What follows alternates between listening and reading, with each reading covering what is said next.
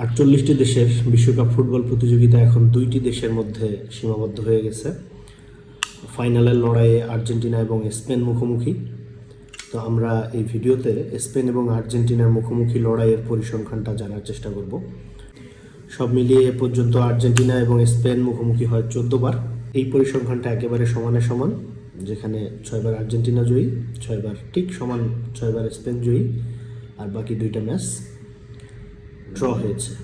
আর বিশ্বকাপে শুধুমাত্র একবার 1966 সালে আর্জেন্টিনা এবং স্পেন মুখোমুখি হয়, সেখানে আর্জেন্টিনা স্পেনকে 2-1 গোলে পরাজিত করে।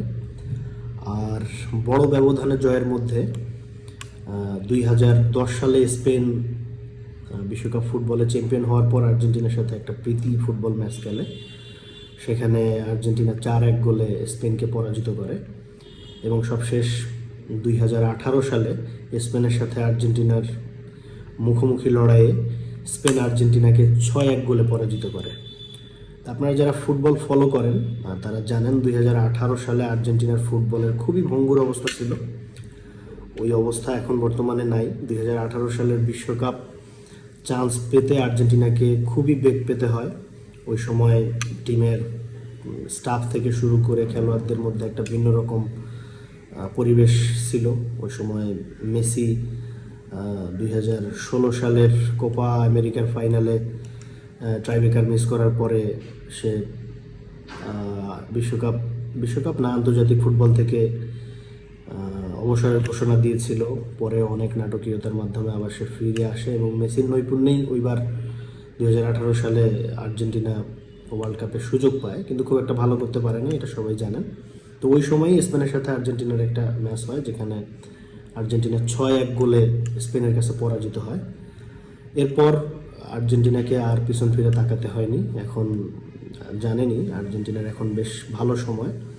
স্পেনও বেশ ভালো ফুটবল খেলে, দুইটা দলেরই ফুটবল খেলার ধরন প্রায় একই রকম।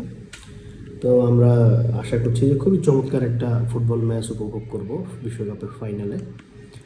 মোটামুটি সমান দক্ষতার দুটি দল, তবে এদিক থেকে আর্জেন্টিনা যেভাবে কামব্যাক করছে এবং একজন আর্জেন্টাইন সমর্থক হিসেবে আমি তো সবসময় চাইব আর্জেন্টিনা জয়লাভ করুক। এবং যেহেতু এটা হয়তো না সম্ভবত এটাই সত্যি যে এটা মেসির বিশ্বকাপের শেষ ম্যাচ। আমি জানি না সে অবসরের ঘোষণা দেবে কিনা।